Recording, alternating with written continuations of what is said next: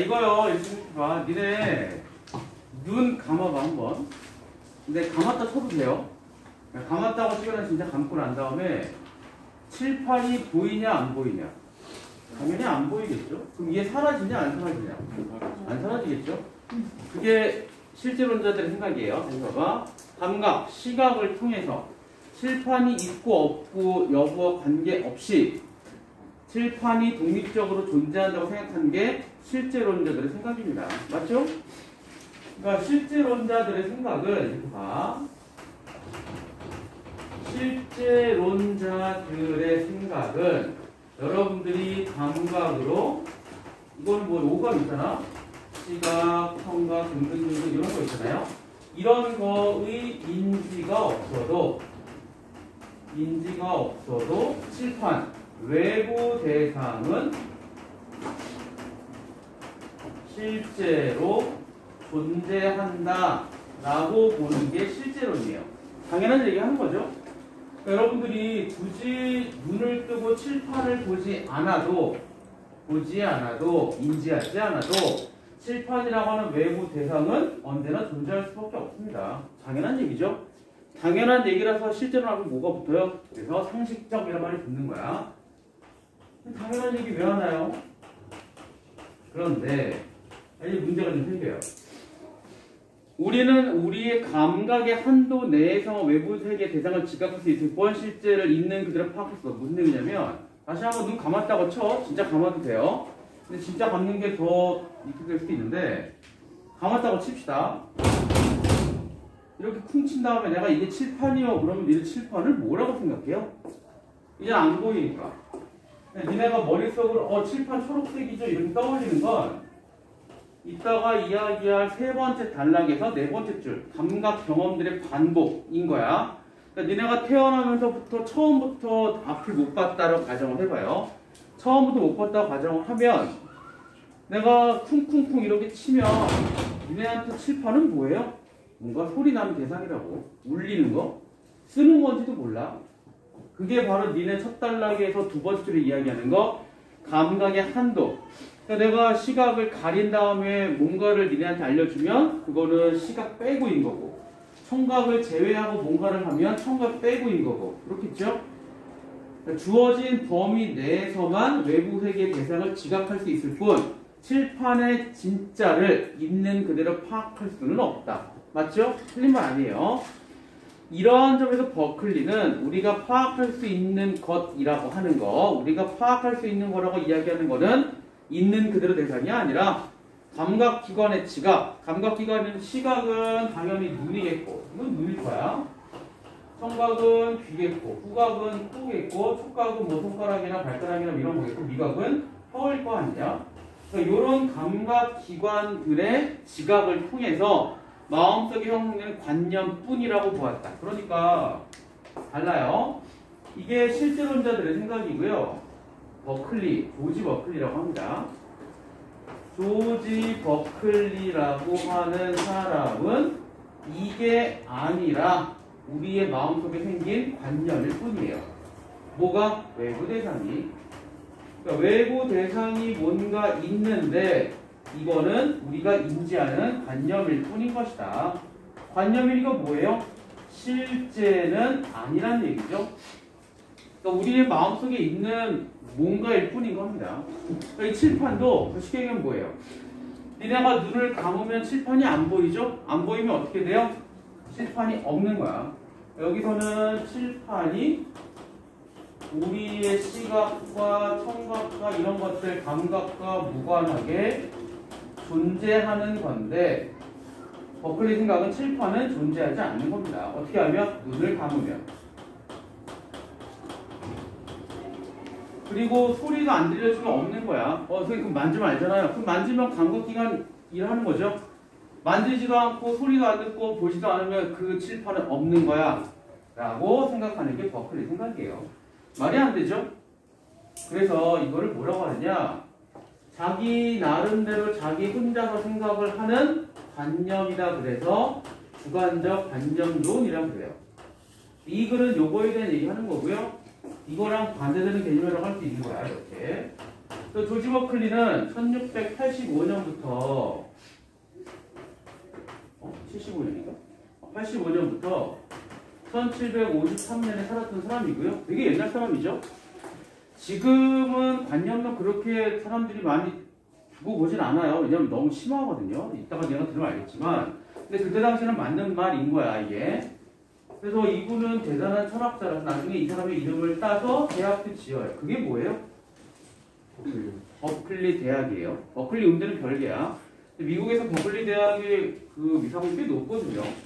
이 사람이 만만한 사람은 아니고 아일랜드 사람, 영국. 듣다 보면 되게 말이 안 되는데 끝까지 듣다 보면 말이 되는 것 같은데 이렇게 착각하게 돼. 그래서 읽어보도록 합시다. 관념뿐이다. 잘 들어보고요. 어둠 속에서 코끼리의 코를 만지고 갖게 된 관념만으로는 코끼리 전체 모습을 알 수가 없죠. 그는 우리의 제한된 감각 경험, 오감이야. 더 이상은 없어요. 일단 우리는 없어. 근데 더 뭔가 있을 수도 있는 거야. 근데 우리는 오직 5개밖에 없죠. 형성된 관념 중에 어떤 것이 대상의 실제와 일치하는지 파악하는 것은 어렵다가 아니고 불가능하다예요. 불가능할 수밖에 없는 거야. 왜냐?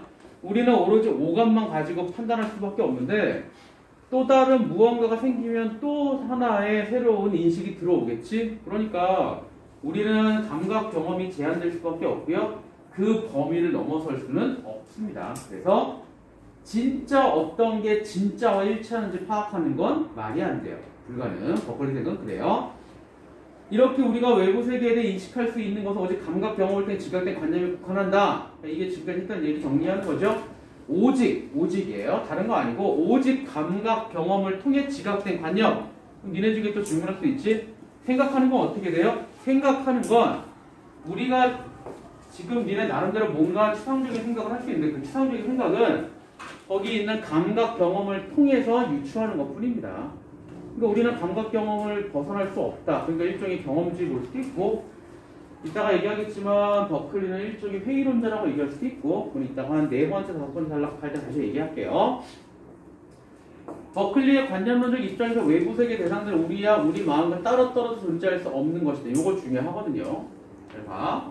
이게 계속 어느 입장의 철학자든지 간에 요게 중요한 거야. 나와 외부 대상이 중요하거든. 근데 실제론자들은 나랑 관계없이 얘는 그냥 존재하는 거고 버클리 같은 관념론자들은 얘는 내가 인식을 해야 존재하는 거고 그렇잖아? 가보면 안 보인단 말이에요. 그래서 거기 2번째 탈락 외부 세계 대상들은 우리 마음과 따로 떨어질 수가 없어요. 그 마음 한번 표시해라. 이따가 다시 얘기합시다. 2번째 탈락 첫 줄에 있는 마음 한번 표시 한번 해봐요. 이따가 한 5번째 단락쯤 다시 얘기할 거야.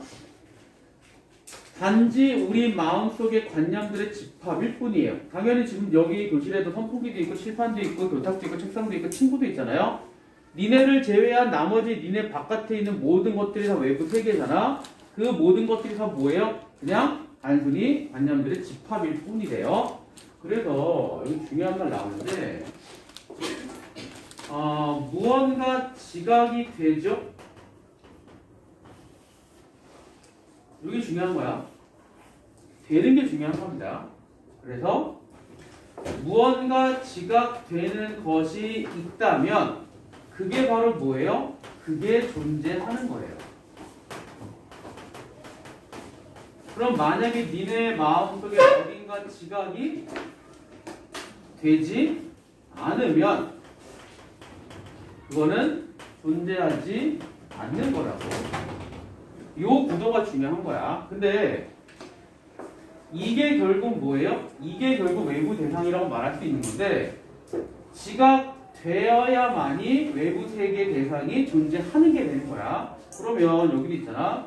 지각되는 거라고 그랬잖아요. 그러면 이 둘은 똑같은 거면 뭐가 필요해요? 뭐가 필요해요? 무엇인가가 지각을 해야 한다고. 그래서 뒤에 나오는데 이게 되게 중요합니다.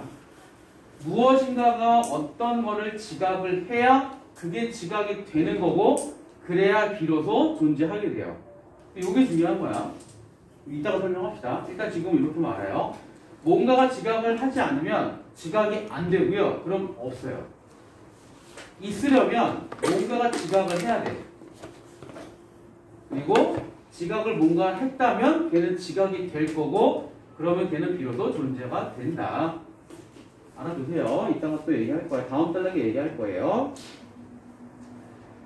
대상을 지각하는 우리 마음과 관계적 대상이 독립적으로 존재한다. 이거 실제론이잖아요. 상식적 실제론의 입장을 비판했다. 버클리는 지각의 조건, 지각의 주체, 유무와 무관하게 대상이 무조건 존재한다.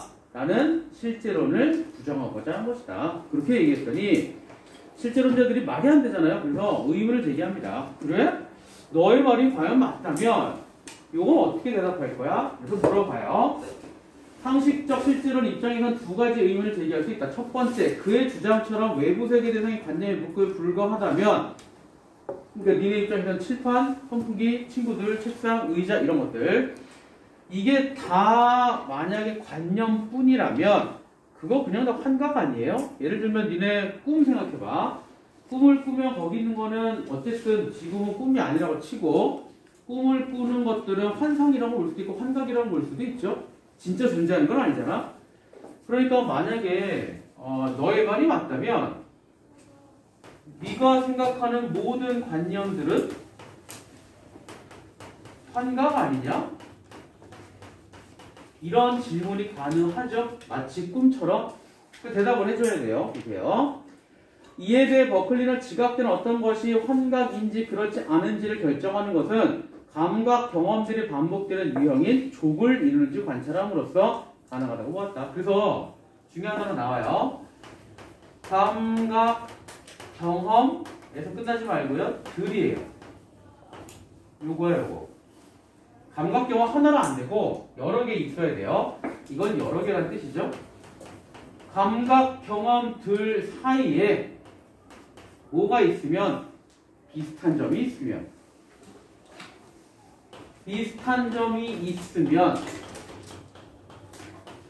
우리는 이 비슷한 거에서 예측 가능하게 되고 예측 가능하게 된다는 얘기는 체계성을 갖는다는 이야기고 체계성을 가지면 이거는 환각이 아니라는 이야기입니다. 환각이 아니고 뭐예요? 환각이 아니고 뭐죠? 환각이 아니고 이제는 관념이라고 얘기할 수 있는 거죠. 그러니까 이 사람의 입장에서 중요한 개념은요. 체계성이고 이사성이고 예측 가능이야. 이런 거. 요걸로 판단하는 거야. 근데 꿈은 근데 꿈 가지고 설명은 약간 애매해지는데 꿈은 약간은 체계성을 가진다고 볼 수 있지만 니네가 꿈꿀 때 예측은 좀 안 되거든요. 그냥 끌려가는 거지. 이것도 봐. 만약에 니네가 귀신을 보면 오늘은 귀신을 요런 귀신을 봤다. 내일은 요런 귀신을 봤다. 그 다음에 글피 주말에는 요런 귀신을 봤다. 예측이 안 되죠? 그러니까 환각이라고 하는 겁니다. 근데 만약에 어떤 귀신을 봤다. 이런 걸 봤다. 다음날 요런 귀신을 봤다. 다음날 또 요런 귀신을 봤다. 그럼 예측할 수 있죠. 다음에 4개가 나오겠네. 그 다음에 계속 요거 100번, 요거 200번, 요거 100번, 요거 100번 그러면 어쨌든 귀신은 뭔가 몸통 하나에 뭐가 달려있구나 예측할 수 있죠. 그럼 환각이 아닌 겁니다. 물론 귀신이 그런 건 말도 안 되지만 예를 드는 거니까 예측 가능하면 환각이 아니고요. 예측이 안 되면 환각이에요.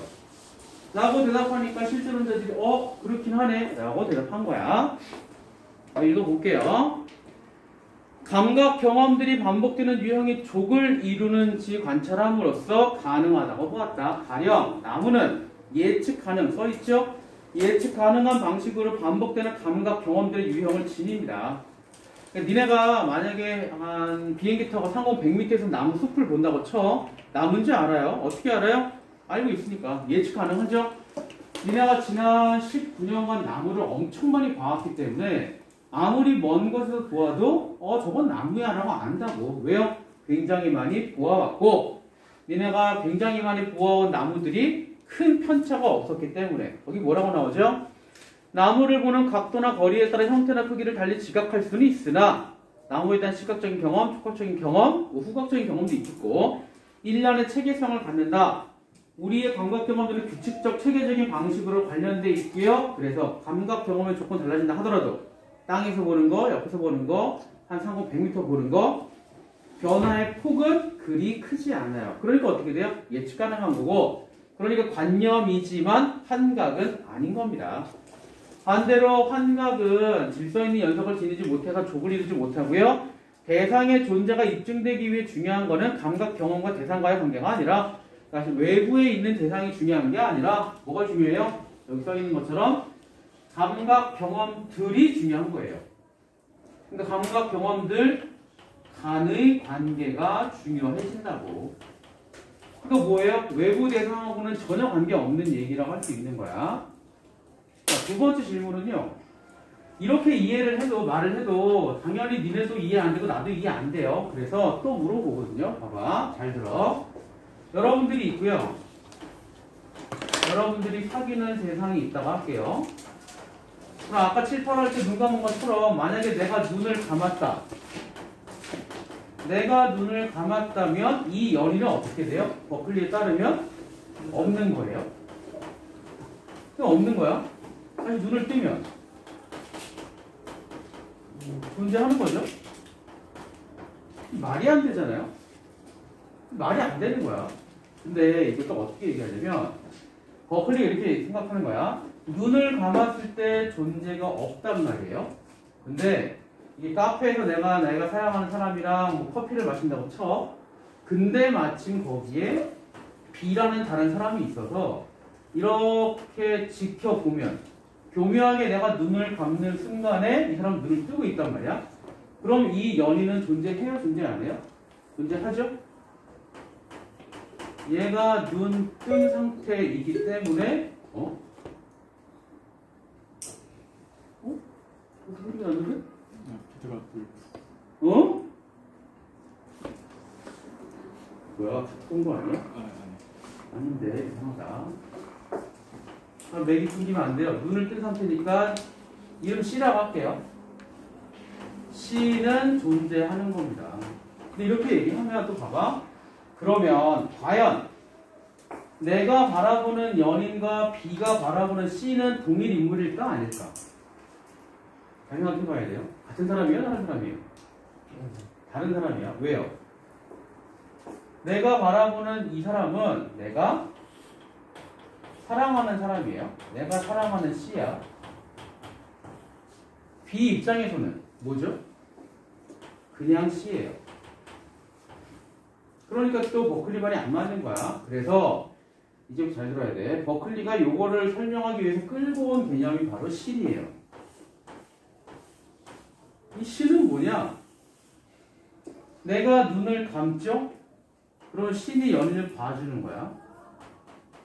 근데 신이잖아요? 신이기 때문에 신은 내가 얘 사랑하는 걸 다 알아요.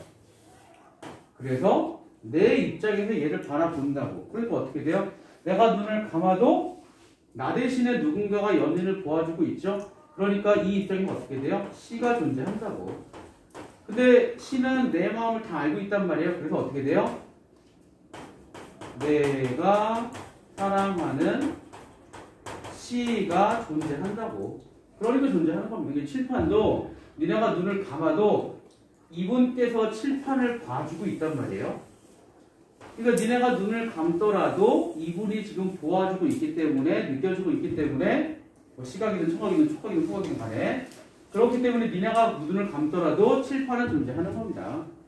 그래서 버클리 입장에서는요. 이게 없으면 해결이 안 돼요. 그래서 버클리는 뭐냐? 무신론자예요. 그리고 이런 식으로 서술을 해서 어떻게 했느냐? 신의 존재를 설명하는 거죠. 아니면 신의 필요성을 주장을 하는 겁니다. 신이 없으면 모든 게 안 돼. 약간 앞뒤가 바뀌긴 하는데 신을 이용해서 이 말도 안 되는 거를 설명하는 것도 맞는 방법이고 이걸 통해서 반대로 신의 존재를 입증하는 것도 버클리였고 또 버클리는 유신론자예요. 한번 읽어볼게요.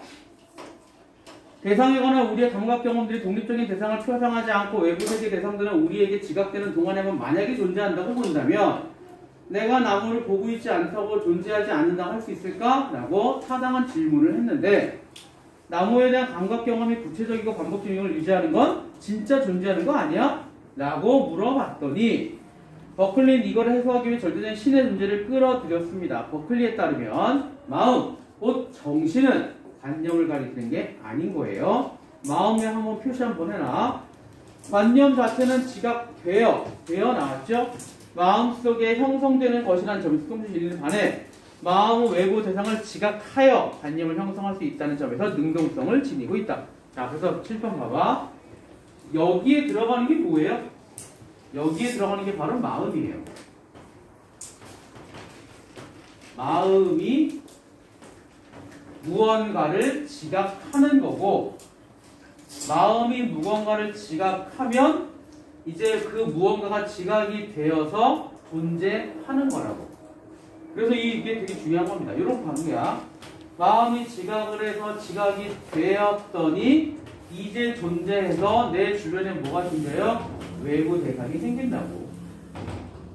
그러니까 이 마음이라고 하는 건 대단히 능동적인 거고 요 존재하는 거, 요 외부 대상 아니면 요 지각되는 거 전부 다 얘네는 다 수동적인 거고 이게 결국 관념이죠. 이게 관념이에요. 외부 대상이 관념이 되는 거고 지각되는 게 존재하는 게 관념이니까 관념은 수동적인 거고요. 마음은 능동적입니다. 그래서 혹시나 니네 중에 데카르트 얘기 알면 되게 좋은데 데카르트는 회의론자거든요. 데카르트의 유명한 얘기 뭔지 기억나요? 굉장히 유명한 말, 데카르트 말. 데카르트가 회의론자라고 하는 건 끊임없이 질문하는 얘기야. 끊임없이 의심하는 게 회의론자거든요. 데카르트가 뭐라고 그랬죠? 혹시 아는 사람 있지 않냐? 너무 유명해서. 나는 생각한다. 그러니까 존재한다. 되게 유명하잖아. 왜 그러냐면 니네 1 더하기 1은 몇이에요?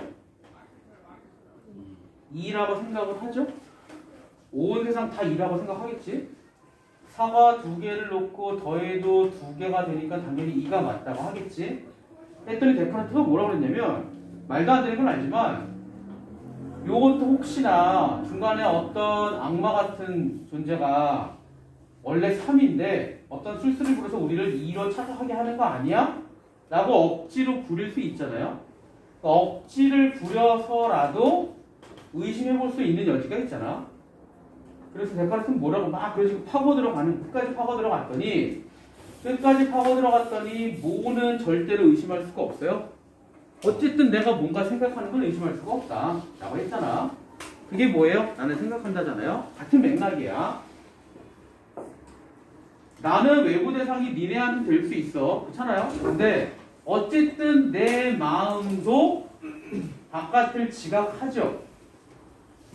그러니까 나 같은 경우에는 굳이 니네가 나를 지각을 하지 않아도 지각되는 게 아니라 나는 존재하는 겁니다. 왜? 나도 뭔가를 이렇게 지각을 할 거니까. 자, 책의 얘기 그 얘기예요. 다시 읽어볼게요.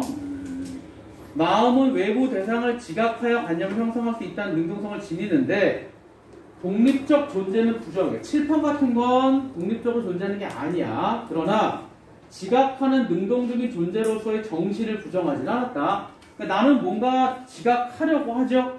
그러니까 나는 존재가 없는 게 아니지.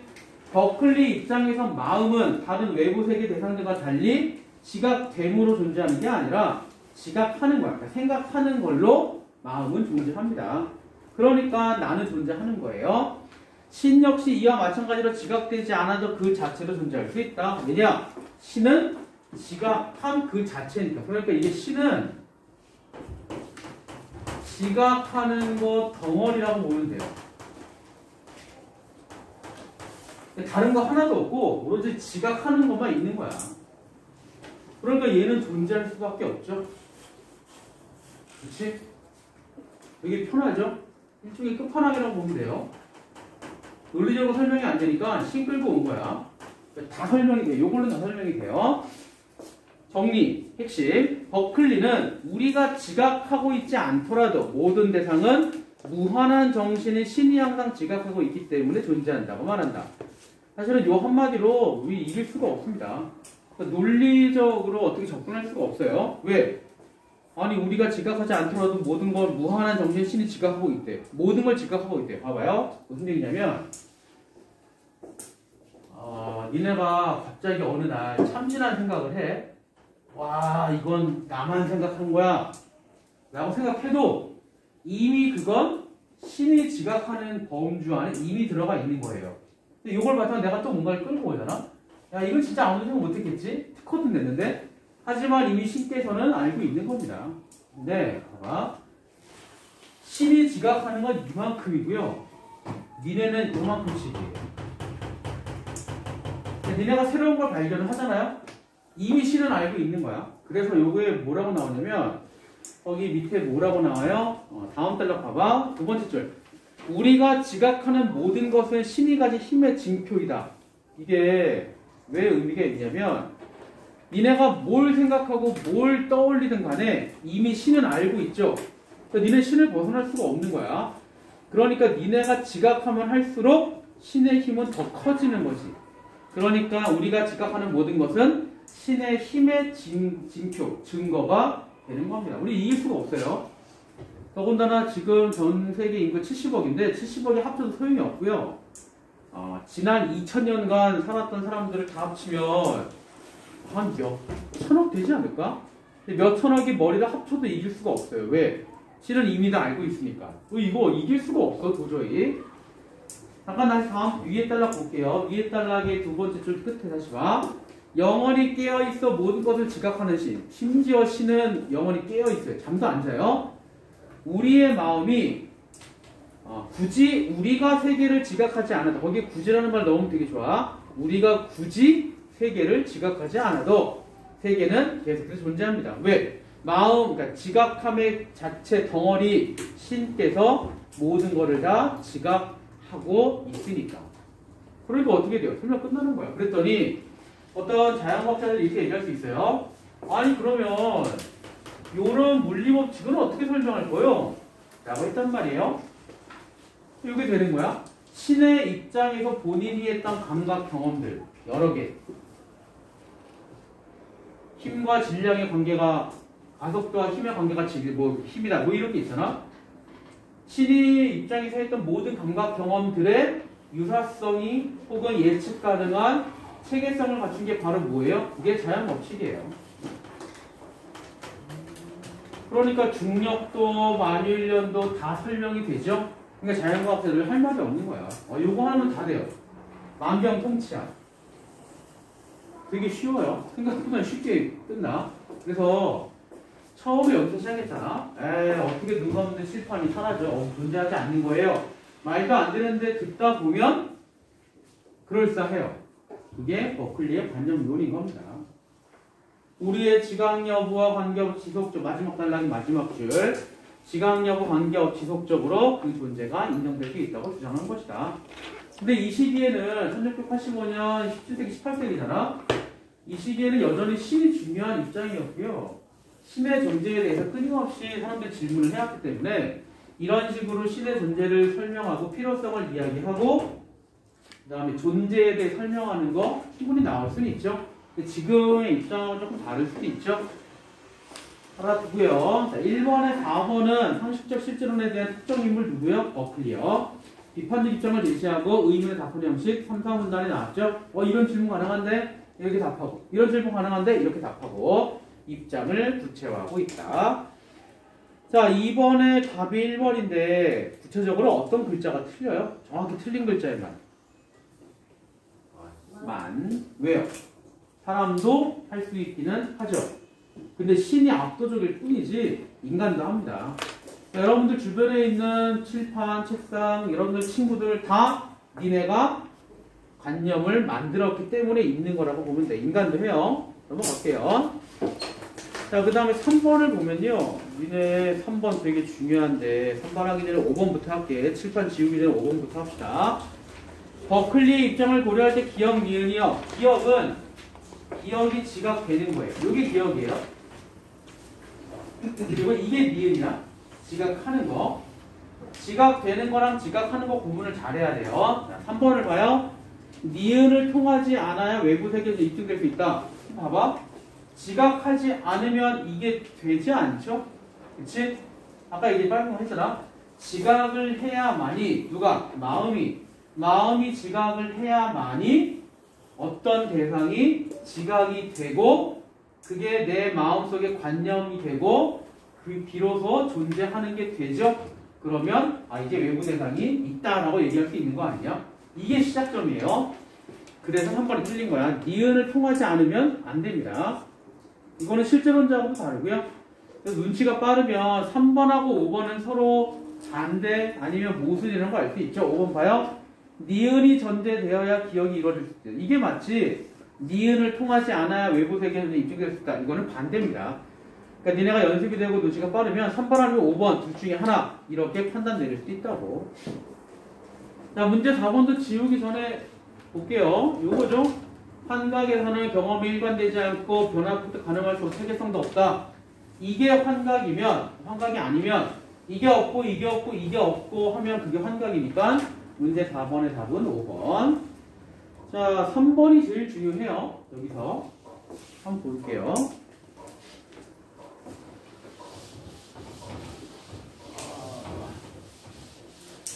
근데 인문 지문이나 사회신문에서 만약에 철학자가 나오게 되면 굉장히 높은 비율로 비교하는 게 나옵니다. 봐봐. 여기에 철학자 1 있죠? 그리고 철학자 2도 있죠? 그리고 버클리도 있고요.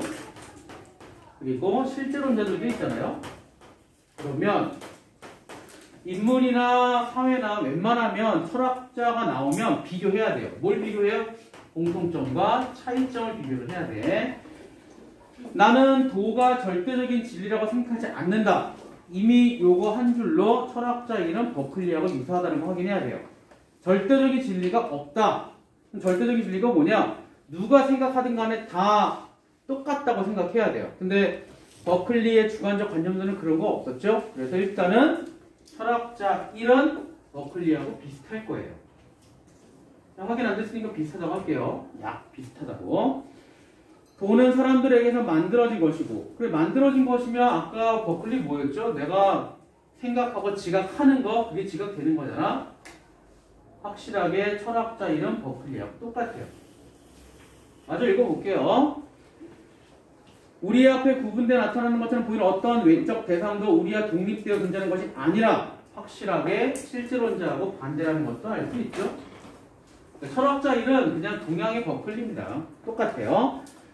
우리 마음에 의해 달리 간주될 수 있을 뿐이라네. 뭐 이런 말도 있죠. 거의 똑같죠. 그냥 철학자 1은 버클리예요. 자, 철학자 2가 중요해. 보세요. 외부 세계는 과거의 세계인 나와 가능 세계인 타자와의 접촉을 통해 형성되는 것이다. 그래서 일단 철학자 2는 버클리하고 유사한 면이 있어요. 유사하단 말이야. 왜 유사해요? 첫 번째, 타자와 접촉을 통해야 돼요. 이게 감각기관으로 인지하는 거랑 유사하잖아. 아직 안 끝났어요. 외부 세계에 대한 나의 인식은 나의 마음이 타자의 마음과 조우한 결과이다. 그러니까 이런 부분, 타자와 접촉이나 타자와 조우하는 거는 유사한데 차이점은요. 버클리. 타자의 마음과 조우한다는 거는 좀 달라요. 요 부분은 버클리하고 조금 달라요. 자, 그 다음에 내가 경험을 통해 지각하지 못한 부분은 타자의 경험을 확인할 수 있다. 요거랑 비슷하죠? 요거랑 비슷해요. 그래서 이게 버클리하고 유사한 부분 두 번째, 요거. 내가 눈을 감았을 때 비가 가주는 거. 그리고 여기서는 신을 이용했잖아. 이 두 가지 경험이 합쳐진 때 신에 의존하지 않아도 결정적으로 버클리하고의 차이점은요. 신을 없는 걸로 쳐도 관계없다는 얘기입니다. 그래서 철학자 2는요. 버클리하고 비슷한 면도 있고 공통점. 버클리하고 다른 부분도 있어요. 이게 차이점. 그러면 실제론자하고는 먼저 읽어볼게요. 나와 타자 가르칠 때 나와 타자 인식은 새롭게 재편되는 것이다. 독립적인 대상의 존재는 그리 중요한 게 아니다. 그래서 마지막 줄에서 확실하게 실제론자하고 다르다는 것도 확인됩니다. 그래서 보면 1번 봐요. 철학자 1과 버클리는 어쩌고저쩌고 등등 아니라고 보겠다. 요게 1번이에요. 요게 1번의 근거야. 2번.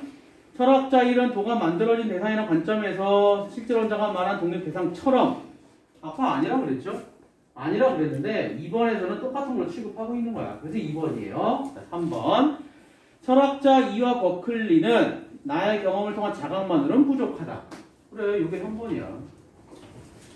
4번.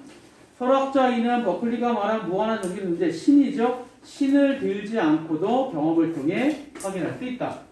이게 4번이고요. 마지막에 5번. 철학자 2는 과거 세계, 가능 세계, 인간에는 독립 존재하지 않는 점에서 성격한 요게 요쪽이 5잖아요. 그래서 이게 되게 어려운 문제야. 철학자가 무려 2명이나 나왔고요. 버클리하고 1번 똑같지만 2는 버클리 같은 거 다른 것도 있고요. 실제론자들하고의 차이점도 잘 찾아봐야 되고요. 물론 답은 2번이고 되게 복잡해요. 답은 2번.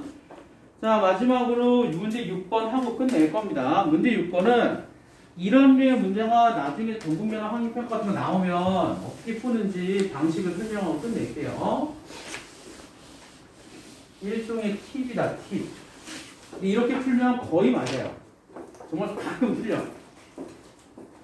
이렇게 풀면 니네가 헷갈리지만 않으면 실수만 하면 거의 맞아요. 자, 봐. 밑줄 친 가와 유사한 의임이잖아요. 그럼 가는 이것도 방법인데 니네가 나오면 단순을 시켜요. 중요하지 않은 건 다 빼요. 그리고 마지막에 서술어도 기본 형태로 가. 자, 1번. 1번은 그는 집에 있겠다고 했다. 복잡하잖아. 바꿀게요. 그가 집에 있다. 그러니까 확실하면 대충 풀고요. 확실하지 않으면 이렇게 풀어. 2번. 새가 있다. 3번. 압축이야. 필요한 거면 남기는 거야.